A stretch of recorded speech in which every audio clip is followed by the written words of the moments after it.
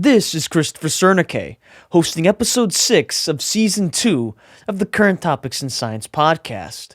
This podcast will address breaking scientific news in light of the origins issue and host interviews with scientists. This podcast is available on the following platforms: iTunes, Stitcher, Google Podcast, Spotify, and iHeartRadio.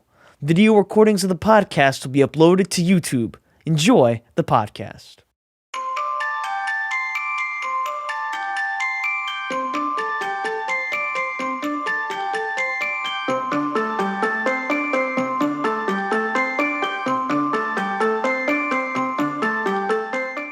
Today, on Current Topics in Science, we have the honor of hosting Peterson François.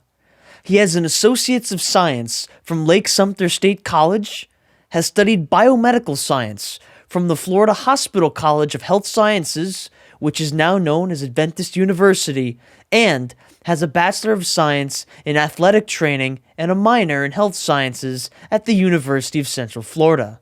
He is a certified and licensed athletic trainer at Cora Physical Therapy and is the assistant athletic trainer with Freedom High Sports Medicine Program. Peterson is currently the anatomy and physiology teacher at Freedom High School in Orlando, Florida, and is married to his beloved. Now, without further ado, good morning, Mr. François. How was your day and how are you doing? Morning, Christopher. Doing great.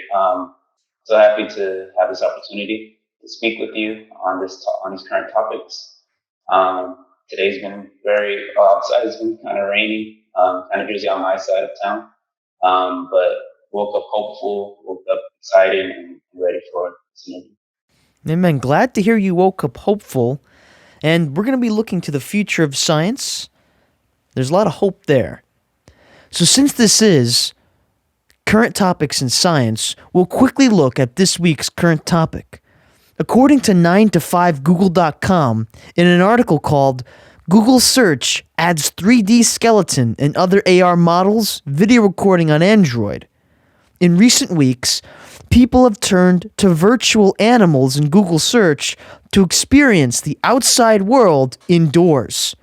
Google today is adding a 3D skeleton and other models while revamping the AR viewer on Android.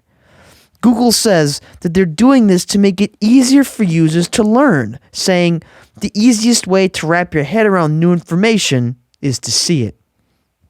According to the article, the latest lets you visually explore human anatomy and physiology, as well as biology.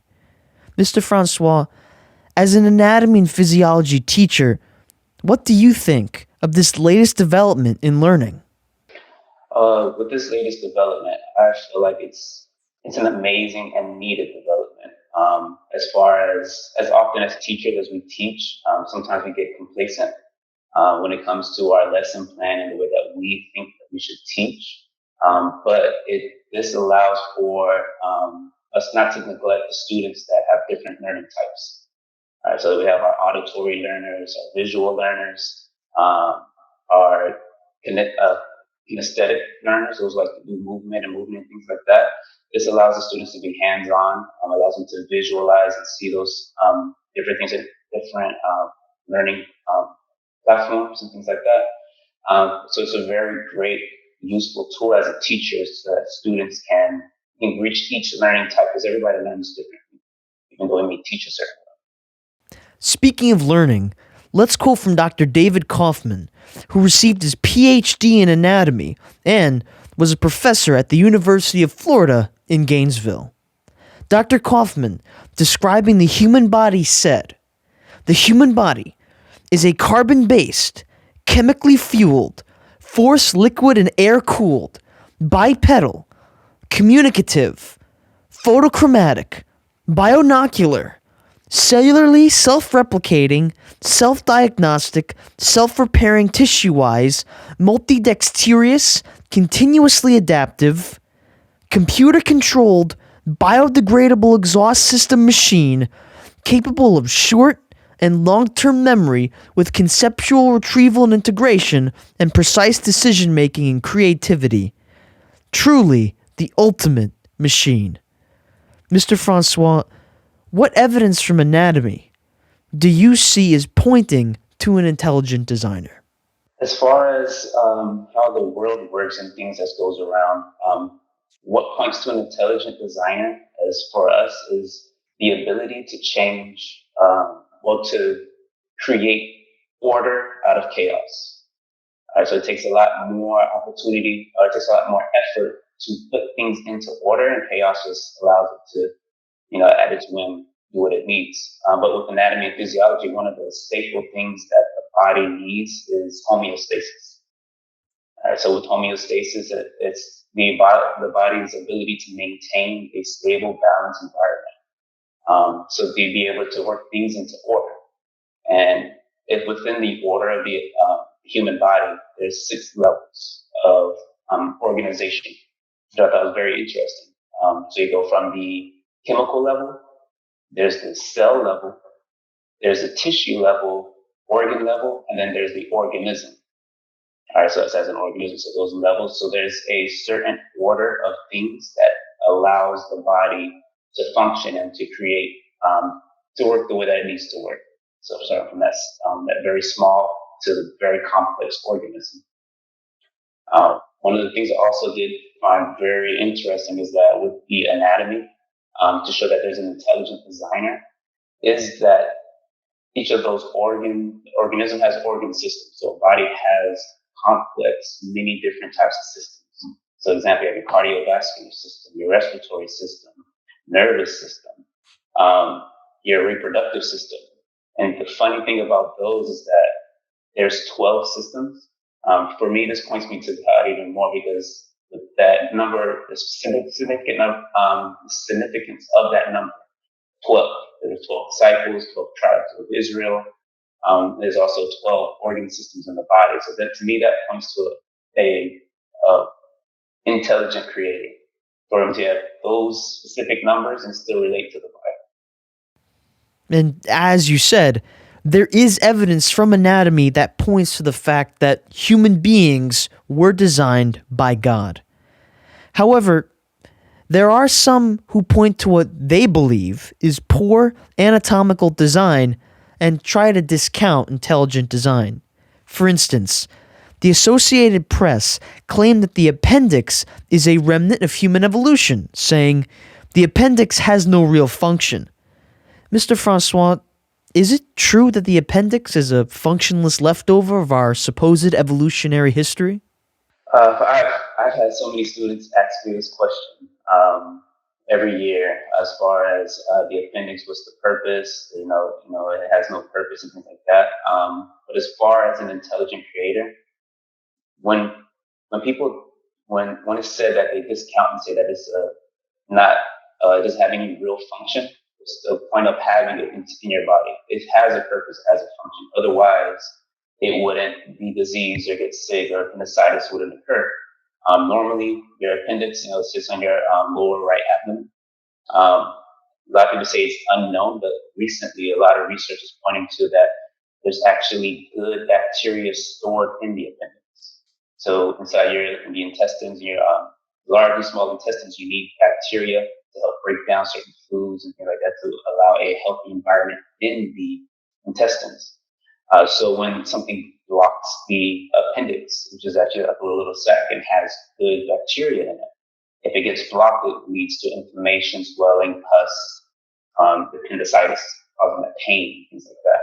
So the fact that it has good bacteria to help to repopulate the dietary system after diarrhea or any diarrheal illnesses shows that it has a function. It shows that it is needed. Otherwise, it can be cut out, but then you'll lose those good bacteria in the future. Just like our last question, we'll be looking at another supposedly vestigial human body part. At an exhibit at the American Museum of Natural History, there's an exhibit about the tailbone, which reads, "The end of the tail."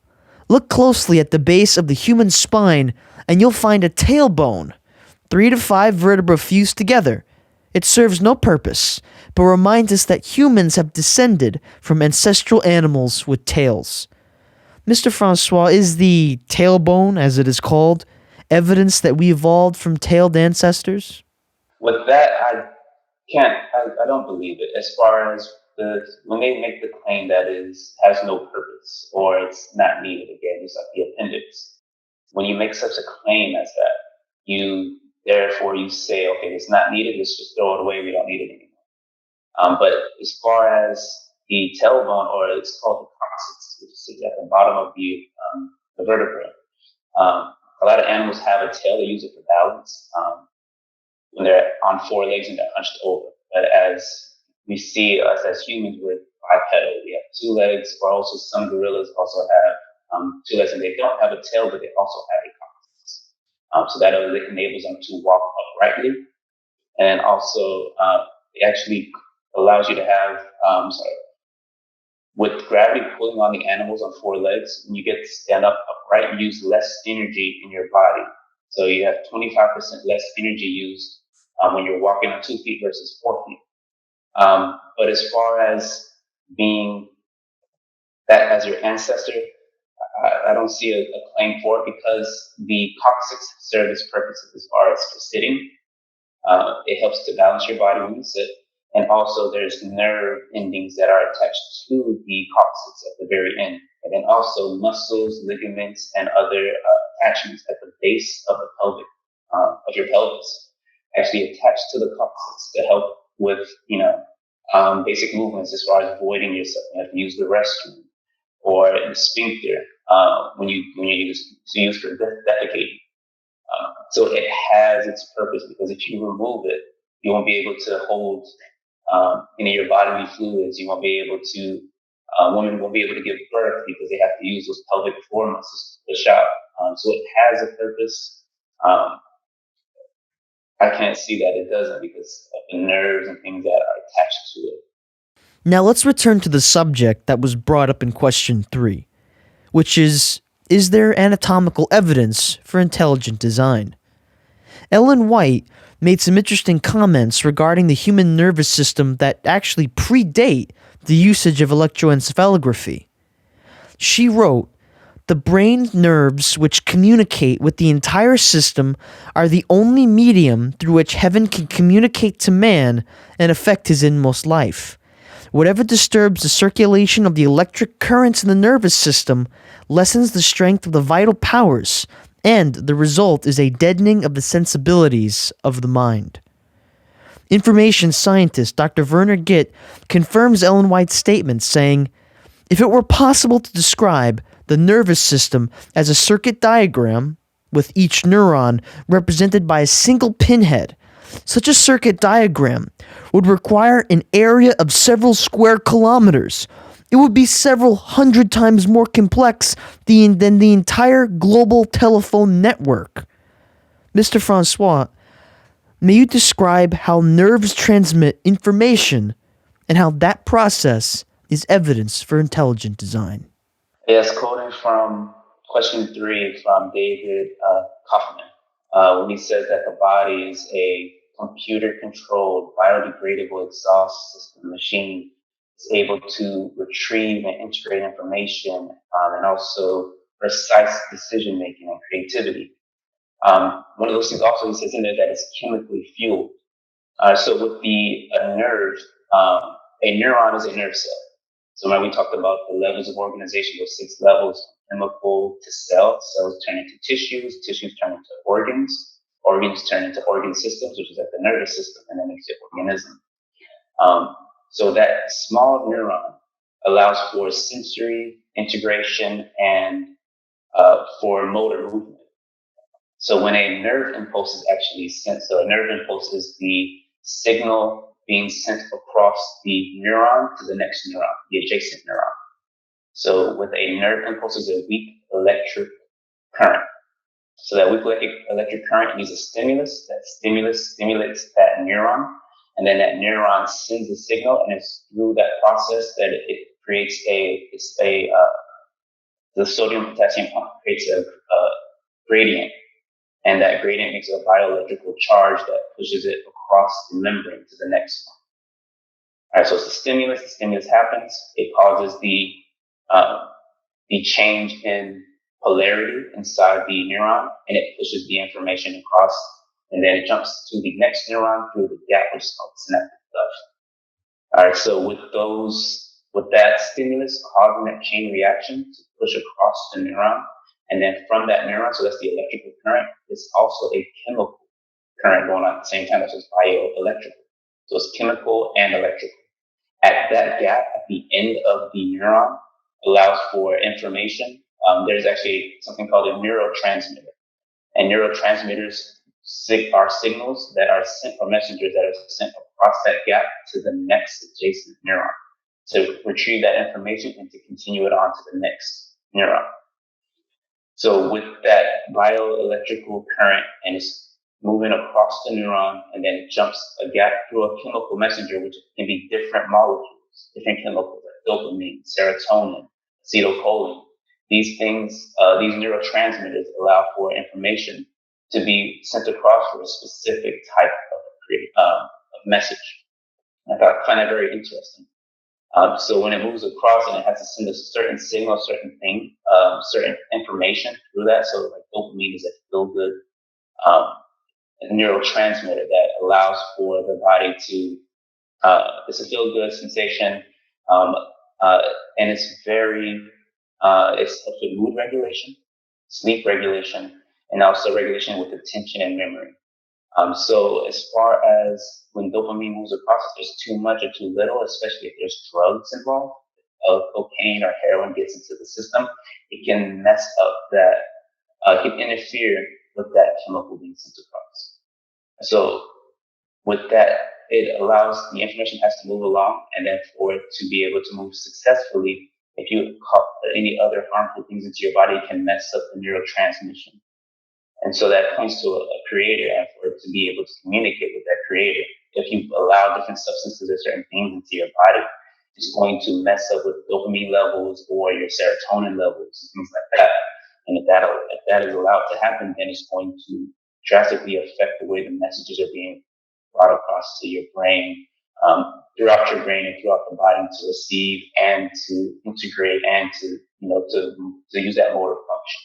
So we've now come to our final question.